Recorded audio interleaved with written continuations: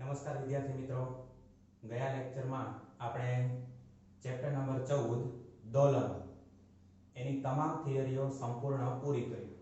ત્યાર પછી આજે આપણે ચેપ્ટર નંબર 14 ના ઉદાહરણના દાખલાની શરૂઆત કરવાના છીએ. તો સૌપ્રથમ આપણે ગણીએ ઉદાહરણ નંબર 14.1. જો ટેક્સ્ટ બુકમાં એની રકમ આપણને કંઈક આવી આપેલી છે કે સામાન્ય રીતે માનવ હૃદય 1 મિનિટમાં 75 વખત ધબકતું જણાય છે. તેની આવૃત્તિ અને આવર્તકાળની ગણતરી કરો. માનવ હૃદયના ધબકારાની આવૃત્તિ અને આવર્તકાળ આપણે ગણવાનો છે. તો પહેલા આપણે આવૃત્તિ ગણીએ. હૃદયના ધબકારાની આવૃત્તિ f બરાબર 75 પ્રતિ મિનિટ. 1 મિનિટમાં હૃદય 75 વખત ધબકે છે એટલે આવૃત્તિ શું થાય? f બરાબર 75 પ્રતિ મિનિટ. સેકન્ડમાં ફેરવવું હોય તો 75 ના છેદમાં 1 મિનિટ એટલે 60 સેકન્ડ. 75 ભાગ્યા 60 કરીએ તો એ જવાબ આપણને મળે 1.25 સેકન્ડ ઇન્વર્સ. તો f બરાબર 1.25. આવૃત્તિનો એકમ તમે સેકન્ડ ઇન્વર્સ લખો અથવા તો હર્ટ્ઝ લખો, બંને ચાલે. બરાબર? તો આ થઈ ગઈ એની આવૃત્તિ. હવે આપણે આવર્તકાળ શોધવાનો છે. તો આવર્તકાળ t બરાબર આવૃત્તિનું વ્યસ્ત એટલે કે 1/f. આના બરાબર 1 ના છેદમાં 1.25. 1 ના છેદમાં 1.25 કરો એટલે એ જવાબ આવશે 0.8 સેકન્ડ. તો માનવ હૃદય 0.8 સેકન્ડમાં એક વખત ધબકે છે અને 60 સેકન્ડમાં કેટલી વખત? 75 વખત ધબકે છે. બરાબર? એટલે માનવ હૃદયના ધબકારાની આવૃત્તિ 1.25 સેકન્ડ ઇન્વર્સ અને આવર્તકાળ 0.8 સેકન્ડ છે. હવે આપણે ઉદાહરણ નંબર 14.2 ગણીએ. જો ટેક્સ્ટ બુકમાં એની રકમ આપણને કંઈક આવી આપેલી છે. નીચે આપેલા સમયના વિધેયમાંથી q, પ્રશ્ન નંબર a આવર્ત ગતિ અને પ્રશ્ન નંબર b બિન આવર્ત ગતિ દર્શાવે છે. અલગ અલગ 4 સમયના વિધેયો આપણને આપેલા છે. એમાંથી કયું વિધેય આવર્ત ગતિ દર્શાવે છે અને કયું વિધેય બિન આવર્ત ગતિ દર્શાવે છે એ આપણે કહેવાનું છે. આવર્ત ગતિના દરેક કિસ્સા માટે આવર્તકાળ આપો. જે વિધેય આવર્ત ગતિ દર્શાવે છે એ વિધેયનો આવર્તકાળ પણ આપણે શોધવાનો છે. બરાબર? તો પહેલું વિધેય આપેલું છે sin omega t cos omega t. પહેલું આપણું વિધેય શું છે? sin omega t cos omega t. હવે આ સમયનું વિધેય આવર્ત ગતિ દર્શાવે છે કે નહીં એ આપણે કહેવાનું છે. તો એના માટે આપણે આપેલા વિધેયને √2 વડે ગુણીએ અને √2 વડે ભાગીએ. બરાબર? તો આ વિધેય બરાબર આપણે શું લખી શકીએ? √2 કૌંસમાં 1/√2 sin omega t 1/√2 cos omega t. બરાબર? બંને વિધેયને આપણે √2 વડે ભાગ્યા છે અને √2 વડે ગુણ્યા છે. હવે આપણે સાદું રૂપ આપી દઈએ. તો √2 કૌંસમાં sin ઓમેગા t પહેલા લખું છું into 1/√2 plus cos omega t પહેલા લખું ઇન્ટુ 1/√2. બરાબર? વિધેય બરાબર √2 કૌંસમાં sin ઓમેગા t ઇન્ટુ, હવે 1/√2 એટલે અહીંયા sin વિધેય છે તો અહીંયા હું શું લઈશ? cos pi/4 પ્લસ અહીંયા cos ઓમેગા t 1/√2 એટલે અહીંયા લઈશ sin pi/4. કારણ કે cos pi/4 અને sin pi/4 બંનેની કિંમત 1/√2 છે. અહીંયા sin ઓમેગા t હોવાથી અહીંયા આપણે cos pi/4 લીધેલ છે અને અહીંયા cos ઓમેગા t હોવાથી અહીંયા આપણે sin π/4 લીધેલું છે. આવું એટલા માટે કર્યું છે કે આ આપણને ત્રિકોણમિતિનું સૂત્ર મળી ગયું sin alpha cos beta plus cos alpha sin beta. તો આપણે શું લખી શકીએ sin આલ્ફા પ્લસ બીટા. તો આના બરાબર શું લખાય √2 sin આલ્ફા એટલે ઓમેગા t પ્લસ બીટા એટલે π/4. સમીકરણ નંબર 1. હવે આ કેવી રીતે લખ્યું તો એનું કારણ અહીંયા આપી દઈએ. therefore sin alpha cos beta plus cos alpha sin beta बराबर sin alpha plus beta.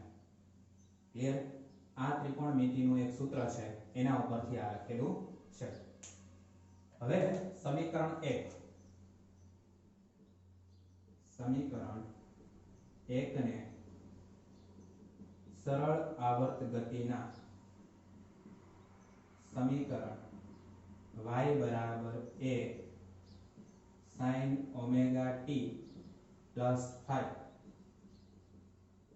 સાથે સરખાવતા. તો આ સમીકરણને આપણે આની સાથે સરખાવી દઈએ. બરાબર. y અક્ષ ઉપર ગતિ છે, અહીં આપણી પાસે આ વિધેય છે, એના બરાબર આ a કંપ વિસ્તાર, આ √2, આ sin, અહીંયા sin ઓમેગા t પ્લસ 5 પ્રારંભિક કળા, અહીંયા પ્રારંભિક કળા π/4. therefore આપેલ વિધેય આવર્ત ગતિ દર્શાવે છે. બરાબર. આ વિધેય કેવી ગતિ દર્શાવે છે આવર્ત ગતિ દર્શાવે છે. હવે જો આવર્ત ગતિ દર્શાવે તો એનો આવર્તકાળ પણ હોય. બરાબર. તો આવર્તકાળ અહીંયા ઓમેગા બરાબર આપણે શું લખી શકીએ તો કે 2π ના છેદમાં t. therefore આવર્તકાળ t બરાબર શું લખાય 2π ના છેદમાં ઓમેગા. બરાબર. તો આ પહેલા વિધેયની વાત થઈ ગઈ. હવે બીજું વિધેય આપણને શું આપેલું છે તો કે sin ઓમેગા t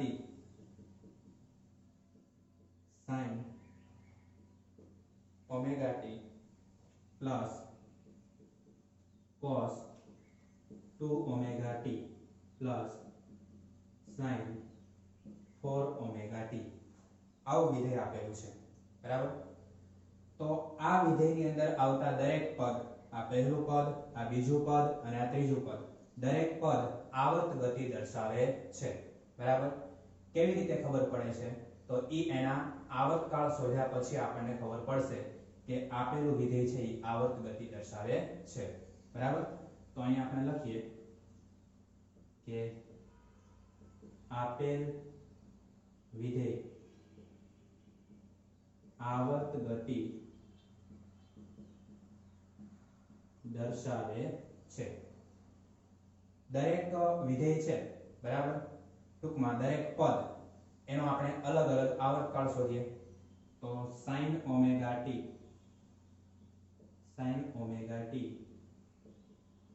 પ્રકારની આવર્ત ગતિનો આવર્તકાળ.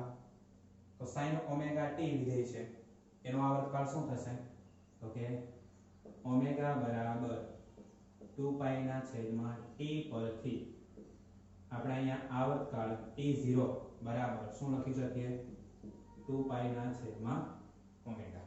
બરાબર. તો આ જે પહેલું પદ છે એનો આવર્તકાળ આપણને આ મળે છે t0 બરાબર 2π ના છેદમાં ઓમેગા. ત્યાર પછી બીજું પદ કયું છે cos 2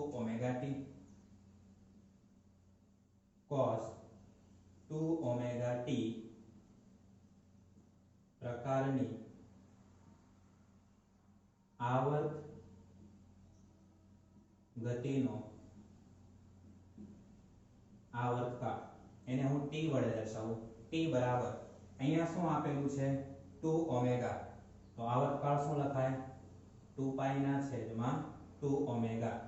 આના બરાબર 2 પાઈ ના છેદમાં ઓમેગા એટલે શું લખાય t0 આપણે શું લખીશું t0 છેદમાં 2 કારણ કે છેદમાં 2 તો એમનેમ રહેશે જ અહીંયા કારણ લખી દઈએ therefore t0 બરાબર 2 પાઈ ના છેદમાં ઓમેગા બરાબર તો cos 2 ઓમેગા t એનો આવર્તકાળ શું મળે છે આપણને t0/2 ત્યાર પછી ત્રીજું પદ sin 4 omega t sin 4 omega t પ્રકારની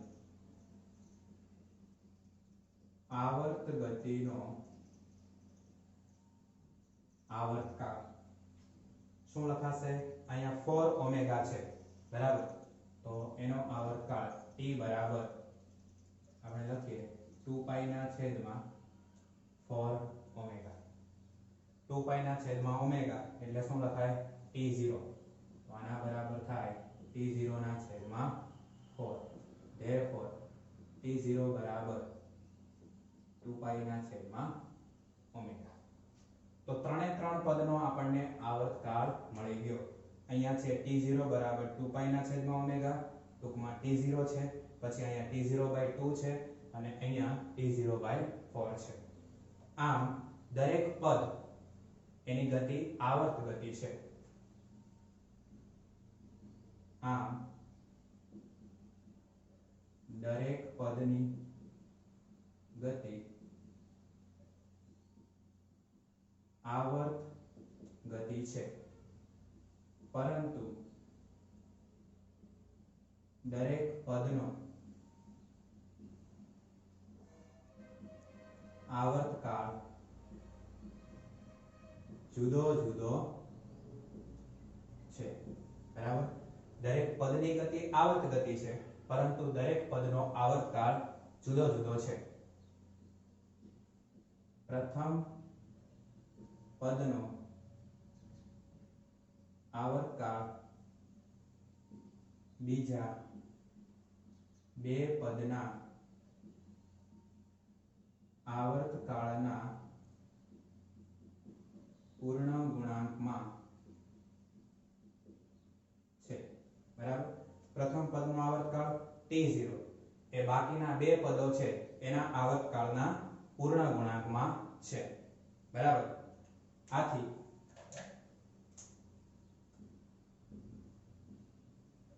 પ્રથમ પદનો આવર્તકાળ t0 એ સમયનો એ લઘુત્તમ અંતરાલ છે લઘુત્તમ અંતરાલ છે કે જે પછી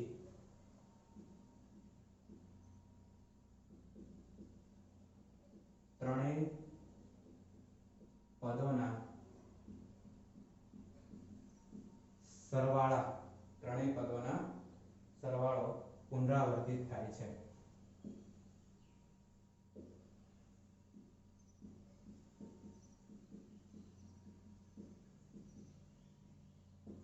ખ્યાલ આવે છે કે નહીં પ્રથમ પદનો આવર્તકાળ t0 એ સમયનો એ લઘુત્તમ અંતરાલ છે કે જે પછી આ ત્રણે ત્રણ પદો એનો સરવાળો શું થાય છે પુનરાવર્તિત થાય છે બરાબર આમ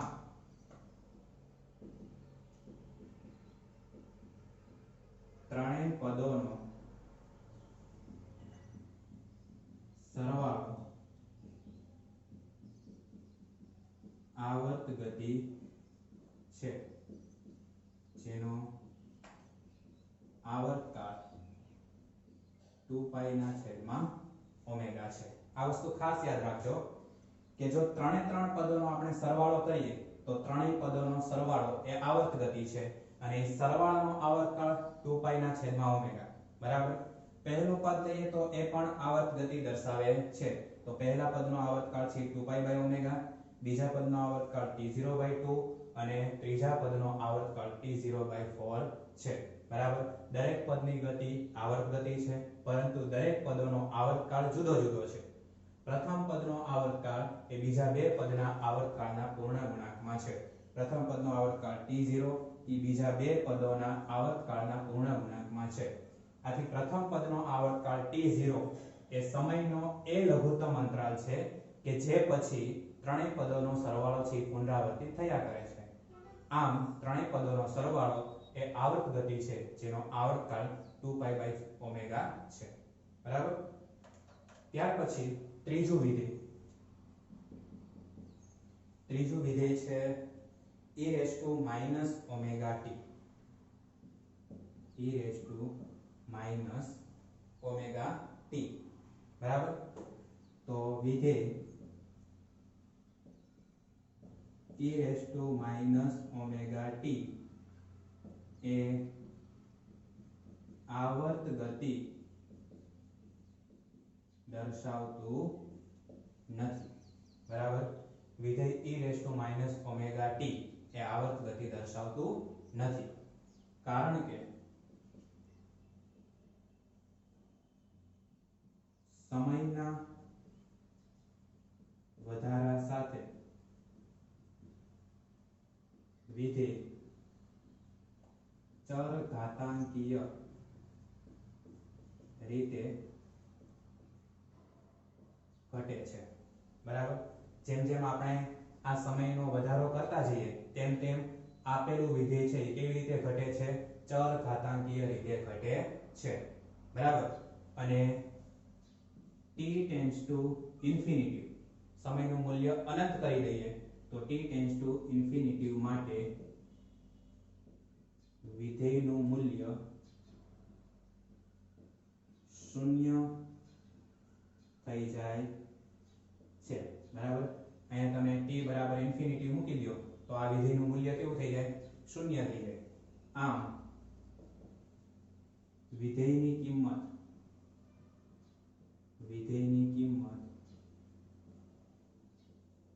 ક્યારે પુનરાવર્તિત થતી નથી. બરાબર. તેથી આપેલ વિધેય બિન આવર્ત ગતિ દર્શાવે છે. e raised to minus omega t એ કેવી ગતિ દર્શાવે છે? બિન આવર્ત ગતિ દર્શાવે છે. બરાબર. ત્યાર પછીનું ચોથું વિધેય આ હતું ત્રીજું વિધેય. બરાબર. ચોથું વિધેય આપણને આપેલું છે log omega t. log omega t. બરાબર. તો log omega t આ આપેલું વિધેય છે એ કેવું વિધેય છે એ આપણે કહેવાનું છે. તો આ વિધેય પણ આવર્ત ગતિ દર્શાવતું નથી. બરાબર. મતલબ કે બિન આવર્ત ગતિ દર્શાવે છે. એનું કારણ શું છે? તો કે સમયના વધારા સાથે આ આપેલું વિધેય log omega t એ અપક્ષીય રીતે વધે છે. બરાબર. જેમ જેમ સમય વધે તેમ તેમ વિધેયનું મૂલ્ય વધતું જાય છે. બરાબર. તેનું મૂલ્ય ક્યારેય પુનરાવર્તિત થતું નથી. માટે એ કેવી ગતિ દર્શાવે છે? બિન આવર્ત ગતિ દર્શાવે છે. log omega t આગળ લખીએ આપણે વિધેય log omega t એ સમય સાથે અપક્ષીય રીતે વધે છે. તેનું મૂલ્ય પુનરાવર્તિત થતું નથી. તેથી તે બિન આવર્ત ગતિ દર્શાવે છે. હવે વધારીને t નું મૂલ્ય આપણે ઇન્ફિનિટી કરી દઈએ. બરાબર. તો t ટેન્ડ્સ ટુ ઇન્ફિનિટી માટે log omega t એ કેવું બને છે? અનંત બને છે. જે કોઈ પણ પ્રકારનું ભૌમિતિક સ્થાનાંતર દર્શાવતું નથી. જે કોઈ પણ પ્રકારનું ભૌમિતિક સ્થાનાંતર દર્શાવતું નથી. બરાબર. સમયના વધારા સાથે log ઓમેગા t પણ વધે. બરાબર. એટલે એનું મૂલ્ય ક્યારેય પુનરાવર્તિત થશે નહીં. તેથી આપેલું વિધેય એ બિન આવર્ત ગતિ દર્શાવે છે. સમય વધારીને આપણે ઇન્ફિનિટિવ કરી દઈએ તો log ઓમેગા t એ પણ ઇન્ફિનિટિવ બને, જે કોઈ પણ સંજોગોમાં ભૌમિતિક સ્થાનાંતર દર્શાવતું નથી. બરાબર. તેથી આપેલું વિધેય કેવું છે? બિન આવર્ત ગતિ દર્શાવે છે. તો આ થઈ ગયું આપણું ઉદાહરણ નંબર 14.2. એમાં પહેલું અને આ બીજું બે જ વિધેય આવર્ત ગતિ દર્શાવે છે. ત્રીજું અને ચોથું એ બિન આવર્ત ગતિ દર્શાવે છે. હવે આપણે ઉદાહરણ નંબર 14.3 ગણીએ. જો ટેક્સ્ટબુકમાં એની રકમ આપણને કંઈક આવી આપેલી છે. નીચેનામાંથી સમયના કયા વિધેયો એ સરળ આવર્ત ગતિ અને બી આવર્ત પરંતુ સરળ આવર્ત ગતિ નથી તેમ રજૂ કરે છે? દરેક કિસ્સા માટે આવર્તકાળ આપો. આપણને સમયના બે વિધેયો આપેલા છે. બેમાંથી કયું વિધેય આવર્ત ગતિ દર્શાવે છે અને કયું વિધેય સરળ આવર્ત ગતિ દર્શાવે છે એ આપણે કહેવાનું છે. બરાબર. અને બંને કિસ્સામાં આપણે આવર્તકાળની પણ ગણતરી કરવાની છે. તો પહેલું વિધેય આપણને આપેલું છે sin omega t cos omega t. પહેલું વિધેય કયું છે? sin omega t cos omega t. બરાબર. આના આગળના ઉદાહરણમાં 14.2 ની અંદર પહેલું જે સમયનું વિધેય આપેલું હતું એ આના જેવું જ હતું, પણ ત્યાં આગળ નિશાની કેવી હતી? પ્લસ હતી. બરાબર. અને એ વિધેય છે સરળ આવર્ત ગતિ દર્શાવતું એવું આપણે કીધું. બરાબર. એવી જ રીતે અહીંયા પણ આ વિધેય છે સરળ આવર્ત ગતિ દર્શાવશે. બરાબર. એ આપણે સાબિત કરીએ. શું કરવાનું આને? તો કે √2 વડે ગુણવાના, √2 વડે ભાગી નાખવાના. તો આના બરાબર આપણે લખીએ કે √2 કૌંસમાં 1/√2 sin omega t minus 1/√2 cos omega t. √2 વડે ગુણ્યા અને √2 વડે ભાગ્યા. આના બરાબર શું લખાશે? √2 કૌંસમાં sin ઓમેગા t 1/√2 એટલે શું લખીશું? અહીંયા sin વિધેય લખ્યું હોય તો હવે શું લખાય? cos pi/4 minus આ લખીએ આપણે cos ઓમેગા t. અહીંયા cos ઓમેગા t છે તો 1/√2 એની જગ્યાએ શું લખાય? sin pi/4. બરાબર. sin alpha cos beta minus cos alpha sin beta, તો sin આલ્ફા minus બીટા. બરાબર. આના બરાબર √2 sin આલ્ફા એટલે ઓમેગા t minus બીટા એટલે pi/4. કારણ લખી દેવાનું. therefore sin alpha minus beta બરાબર sin alpha cos beta minus cos alpha sin beta. બરાબર છે. હવે આ જે સમીકરણ છે એને આપણે સરળ આવર્ત ગતિના સમીકરણ સાથે સરખાવીએ. તો આપેલ સમીકરણ એકને સરળ આવર્ત ગતિના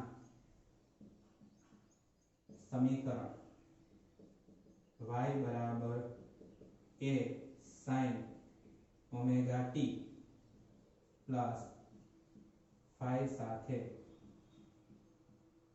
સરખાવતા. બરાબર. આની સરખામણી આની સાથે આપણે કરી શકીએ. therefore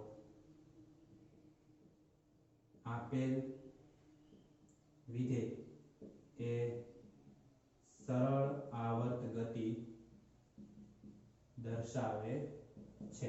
બરાબર. આની સરખામણી આની સાથે કરો તો કંપ વિસ્તાર a અહીંયા √2 બંનેની અંદર વિધેય sin, અહીંયા ઓમેગા t, અહીંયા પ્લસ, અહીંયા માઈનસ, અહીંયા phi અને અહીંયા pi/4. તો અહીંયા પ્રારંભિક કળા phi, અહીંયા પ્રારંભિક કળા કેટલી છે phi બરાબર -π/4 બરાબર। હવે આપણે આવર્તકાળ શોધીએ તો આવર્તકાળ શું લખાશે ઓમેગા બરાબર 2π ના છેદમાં t પરથી t બરાબર 2π ના છેદમાં ઓમેગા આ આવર્તકાળ આપણને મળી ગયો। એની પ્રારંભિક કળા હોતે ને આપણને મળી જાય પ્રારંભિક કળા phi બરાબર -π/4 આની સરખામણી તમે આની સાથે કરો તો phi બરાબર આપણને શું મળે -π/4 મતલબ કે કણ છે એ ચોથા ચરણમાંથી ગતિની શરૂઆત કરે છે આ એની પ્રારંભિક કળા phi બરાબર -π/4 છે। આપણે એકમ વર્તુળ વિચારી આવીએ ત્યાં બરાબર તો અહીંયા કેટલા હશે 0 આ π/2 π 3π/2 બરાબર અને અહીંયા કેટલું આવશે 2π।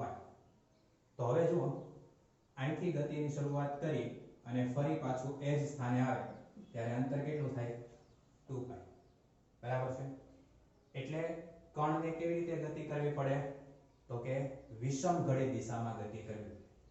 કણ જો વિષમ ઘડી દિશામાં ગતિ કરે તો એની જે કળા છે એ આપણને પ્લસ મળે પણ અહીંયા કળા માઈનસ છે મતલબ કણ છે એ સમઘડી દિશામાં ગતિ કરતો હશે અને એની જે પ્રારંભિક કળા છે એ પ્રારંભિક કળા આ હશે π/4 પણ અહીંયા આપણે કેવું લઈએ છીએ -π/4 એટલે આ જે ટોટલ ખૂણો છે કેટલો મળશે અહીંથી અહીંયા સુધીનો તો કે 2π માંથી -π/4 કાઢી નાખીએ તો આપણને phi બરાબર શું મળે 2π - π/4 4 દુ 8 એટલે 8π - π એટલે 7π/4 બરાબર છે।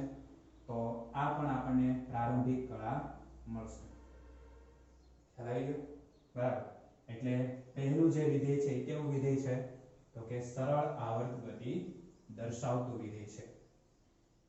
ત્યાર પછી બીજું આપણને આપેલું છે બીજું કયું વિધેય આપેલું છે sin² ઓમેગા t y બરાબર sin² ઓમેગા t। હવે આ sin² ઓમેગા t ત્રિકોણમિતિનું એક સૂત્ર યાદ કરાવું sin² થીટા બરાબર 1 - cos 2θ/2 આવું લખાય। sin² થીટા બરાબર શું લખાય 1 - cos 2θ/2 તો અહીંયા sin² ઓમેગા t છે તો અહીંયા આપણે શું લખી શકીએ y બરાબર 1 - cos 2 ઓમેગા t/2 બરાબર 2 અલગ અલગ આપી દઈએ તો y બરાબર 1/2 minus cos 2 omega t into શું આવશે 1/2 એટલે આ જે વિધેય છે એ આવર્ત ગતિ દર્શાવે છે પણ સરળ આવર્ત ગતિ દર્શાવતું નથી। આપેલ વિધેય આવર્ત ગતિ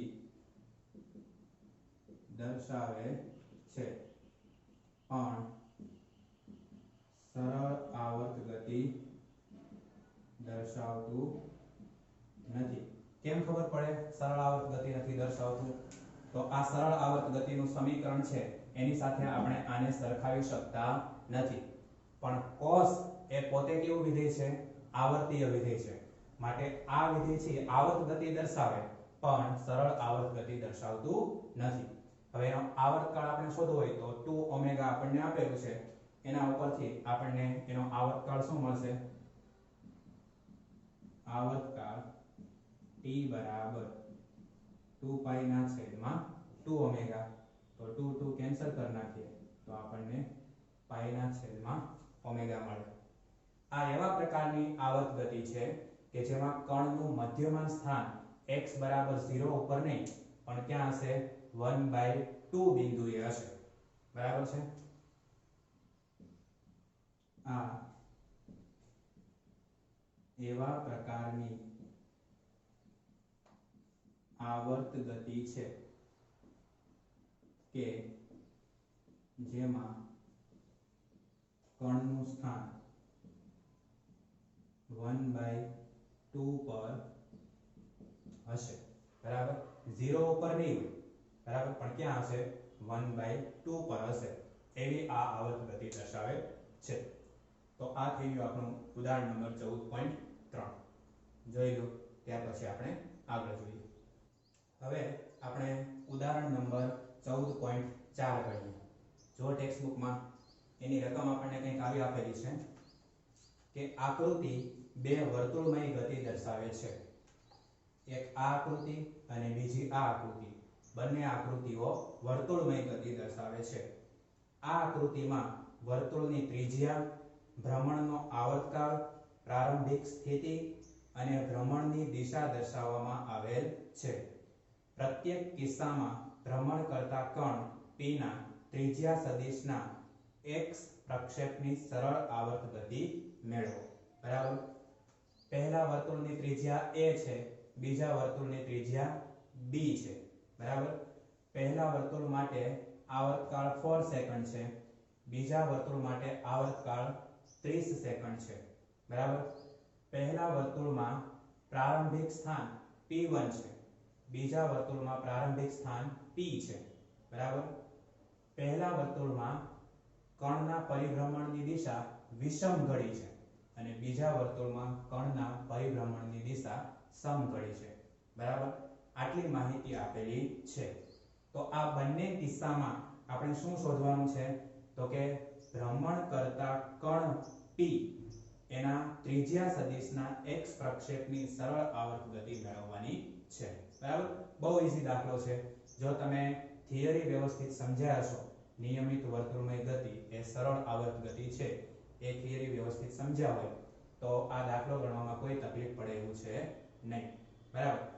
તો આને આપણે a કહીએ, આને b કહીએ। તો પહેલા આપણે a કિસ્સાની ચર્ચા કરીએ।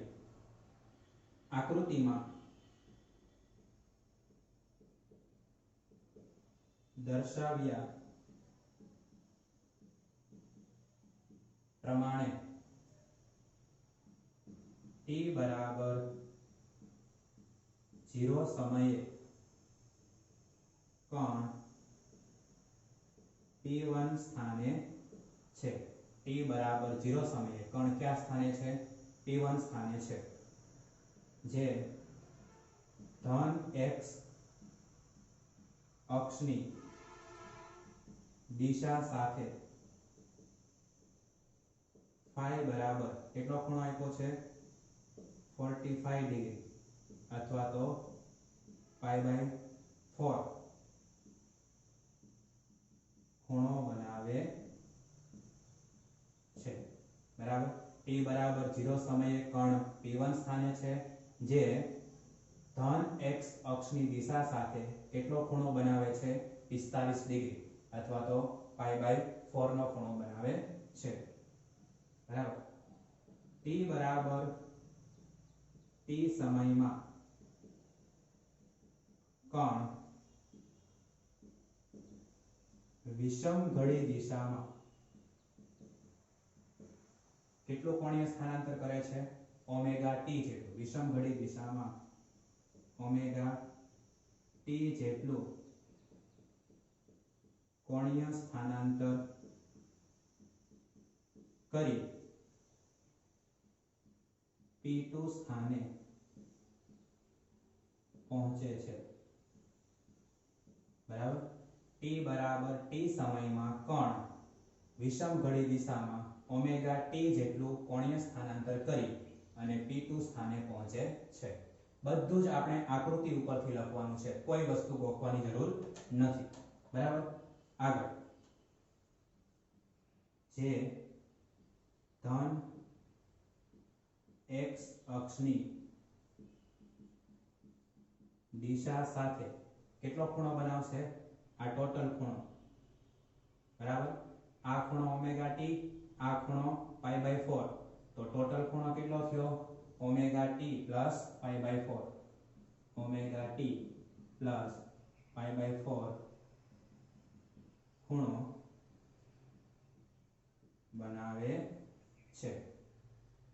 બરાબર, બધી જ વસ્તુ આપણે આકૃતિ ઉપરથી લખેલી છે। હવે આ સ્થાન સદિશ OP2 એનો x અક્ષ પરનો પ્રક્ષેપ કયો છે? OP2 સ્થાન સદિશ OP2 નો x અક્ષ પરનો પ્રક્ષેપ OP2 છે। બરાબર, અને આ OP2 એ x અક્ષ ઉપર પ્રક્ષેપનું સ્થાન છે।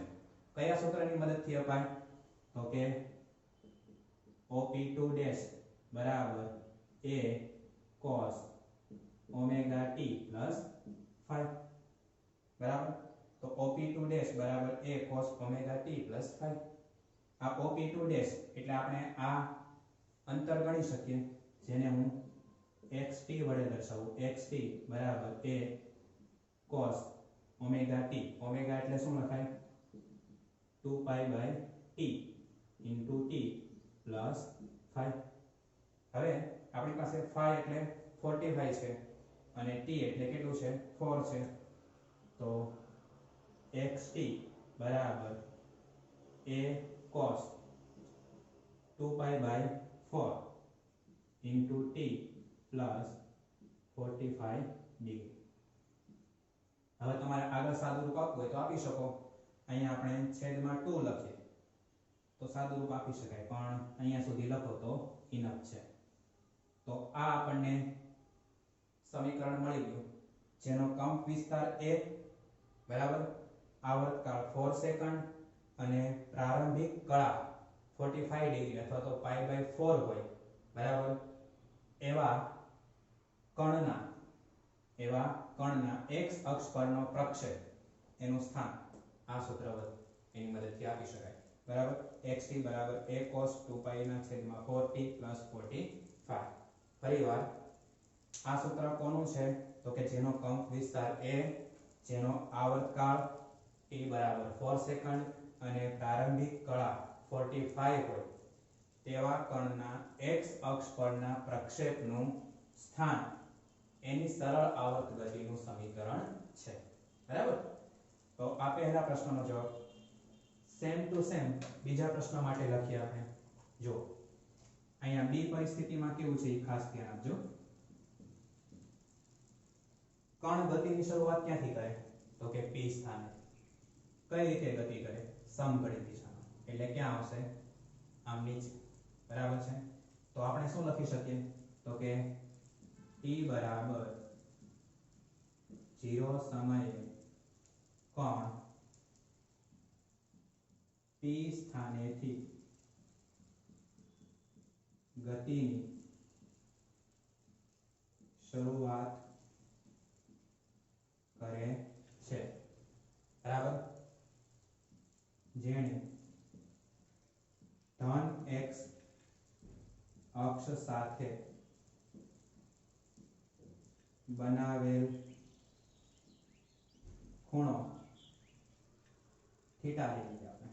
બરાબર, ધન x સાથે બનાવેલો ખૂણો થીટા બરાબર 90 ડિગ્રી અથવા તો પાઈ બાય 4 રેડિયન છે।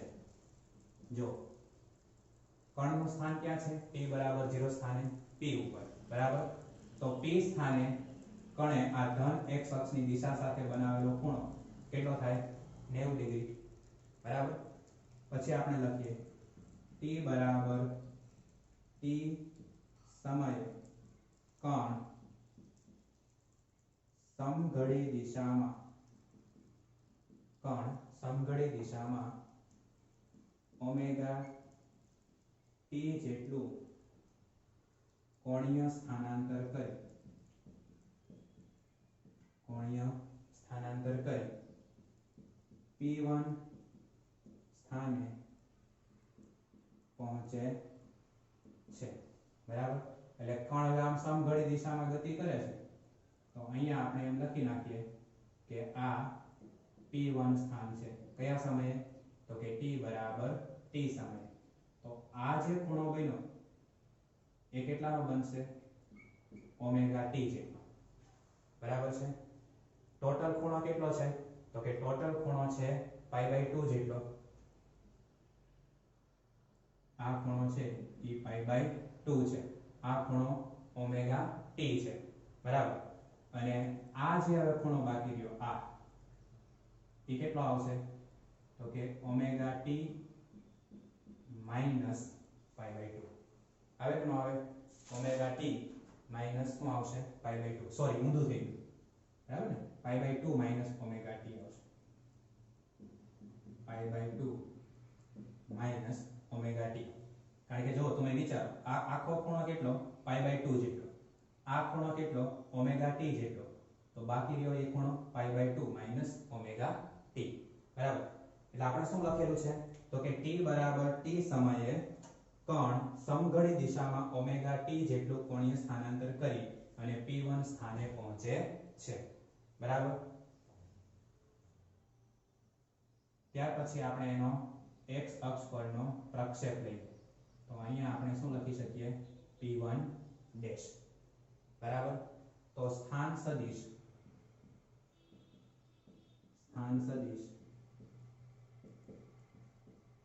OP એ ધન x અક્ષ સાથે બનાવેલો ખૂણો થીટા બરાબર કેટલો થશે? આ સ્થાન સદિશ OP છે, એને આ ધન x સાથે બનાવેલો ખૂણો કેટલો થાય? થીટા બરાબર π/2 માઈનસ ઓમેગા ટી છે, બરાબર. હવે સ્થાન સદિશ OP1 એનો x અક્ષ પરનો પ્રક્ષેપ કેટલો છે? તો કે OP1 ડેશ. સ્થાન સદિશ OP1 નો x અક્ષ પરનો પ્રક્ષેપ OP1 ડેશ છે. તો આ જ આપણે સ્થાન શોધવાનું છે, OP1 ડેશ. OP1 ડેશ બરાબર b cos થીટા. અહીંયા આપણે શું કામ b લીધું? કારણ કે આપણા બીજા કિસ્સામાં કંપ વિસ્તાર કેટલો આપ્યો છે? b. તેથી આ જે પ્રક્ષેપ છે OP1 ડેશ એનું સ્થાન OP1 ડેશ બરાબર b cos થીટા વડે અપાય. OP1 ડેશ બરાબર આપણે xt લખી શકીએ, xt બરાબર b cos, અને અહીંયા થીટા છે, થીટા બરાબર શું લખાય? π/2 minus omega t, π/2 minus omega t. હવે આ વિધેયને આપણે બીજી રીતે પણ લખી શકીએ, cos 90 માઈનસ થીટા એટલે લખાય sin થીટા, બરાબર. તો આને આપણે આ રીતે પણ લખી શકીએ, b sin π/2 xt બરાબર કારણ લખી દેવાનું, therefore cos 90 માઈનસ થીટા બરાબર sin થીટા, બરાબર. તમે આ વિધેય લખી શકો અને આ વિધેય પણ લખી શકો. આપણે આ વિધેય સાથે આગળ વધવું છે, તો હવે આપણે લખીએ xt બરાબર b cos, આ ઓમેગા ટી છે એ આગળ લખું અને π/2 પાછળ લખું. જો ઓમેગા ટી માઈનસ π/2, અહીંયા પણ એક ત્રિકોણમિતિનું સૂત્ર આવે છે અને એ કયું છે કે cos માઈનસ થીટા બરાબર શું લખી શકાય? cos theta. માટે આપણે ઓમેગા ટી આગળ લખી શકીએ અને π/2 પાછળ લખી શકીએ, બરાબર. તો xt બરાબર b cos, ચલો ઓમેગા એટલે શું લખાય? 2π ના છેદમાં t માઈનસ π/2. પણ t આપણને કેટલો આપ્યો છે? આવર્તકાળ 30 સેકન્ડ. તો xt બરાબર b cos 2π ના છેદમાં 30t માઈનસ π/2. તો xt બરાબર b cos π ના છેદમાં 15t minus pi by 2.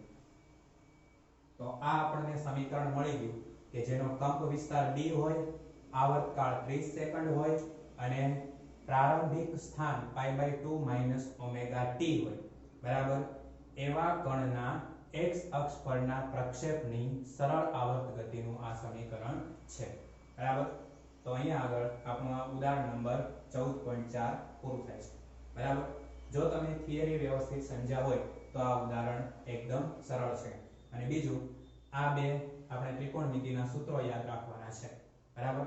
Basic મેથેમેટિક્સના lecture જોશો એટલે તમને બધા સૂત્રો ખબર પડી જશે.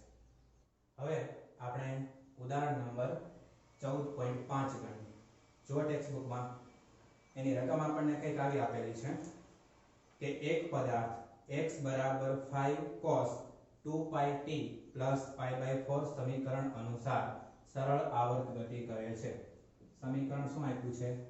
x બરાબર 5 cos 2 pi t plus pi by 4 સમીકરણ અનુસાર સરળ આવર્ત ગતિ કરે છે.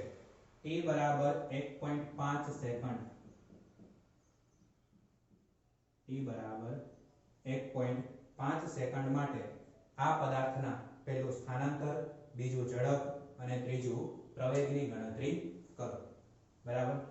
સ્થાનાંતર એટલે આપણે xt, ઝડપ એટલે vt અને પ્રવેગ એટલે આપણે at શોધવાનું છે.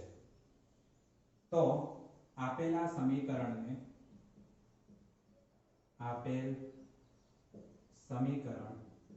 x બરાબર 5 cos 2 pi t plus pi by 4 ને સરળ આવર્ત ગતિના વ્યાપક સમીકરણ y બરાબર, અથવા તો આપણે x જ લઈએ, x બરાબર a cos omega t plus phi સાથે સરખાવતા આપણને a શું મળશે? 5 એકમ. બરાબર. ઓમેગા શું મળે? 2 પાઈ રેડિયન પર સેકન્ડ, કારણ કે બધા એકમો આપણને SI એકમ પદ્ધતિમાં આપેલા છે. અને phi આપણને શું મળશે? Pi by 4 radian. બરાબર. તો આ બધી કિંમતો મળી ગઈ. હવે આપણે પહેલા શોધીએ સ્થાનાંતર.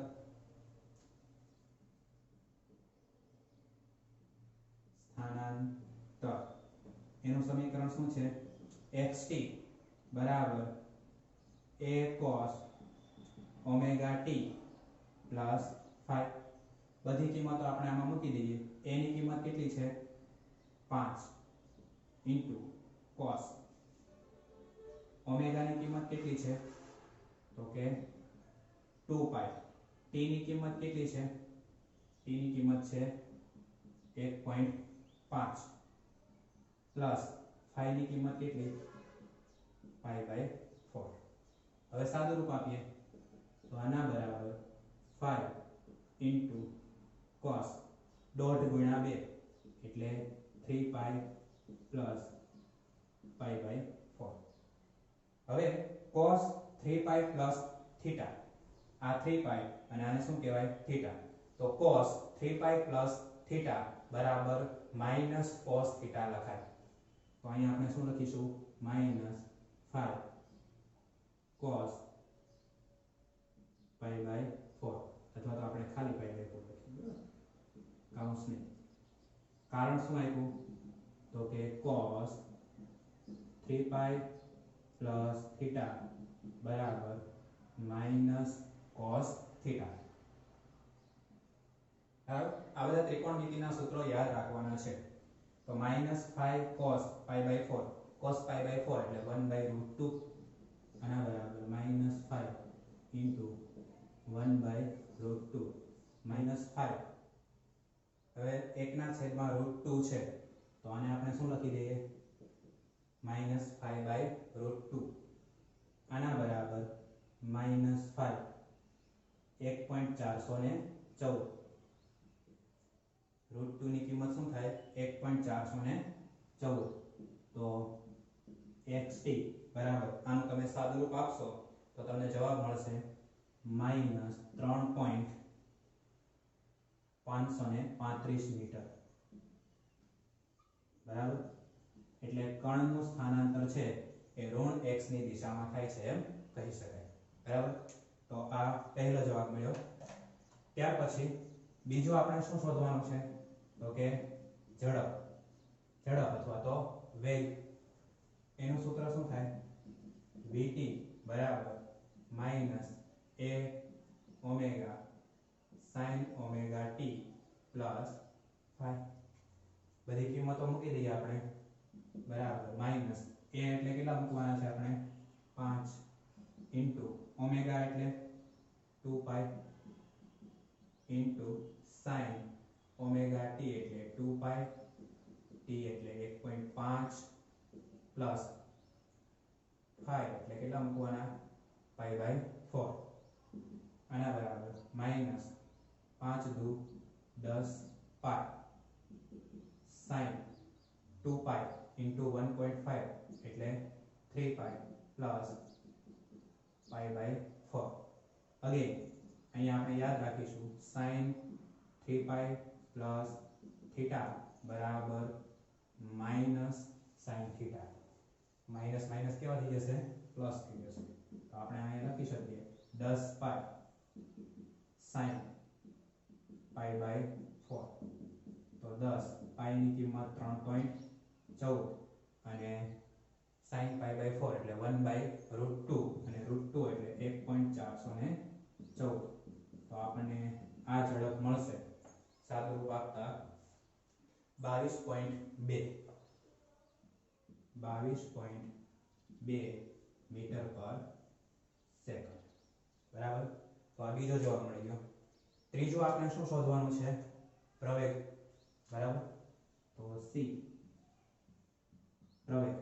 પ્રવેગ એટલે at બરાબર -omega સ્ક્વેર xt બરાબર પ્રવેગ એટલે શું થાય -omega સ્ક્વેર xt માઈનસ ચલો ઓમેગા કિંમત કેટલી છે 2 pi એનો સ્ક્વેર અને xt ની કિંમત આપણને કેટલી મળી છે -3.535 આના બરાબર -4 ગુણ્યા 3.14 ગુણ્યા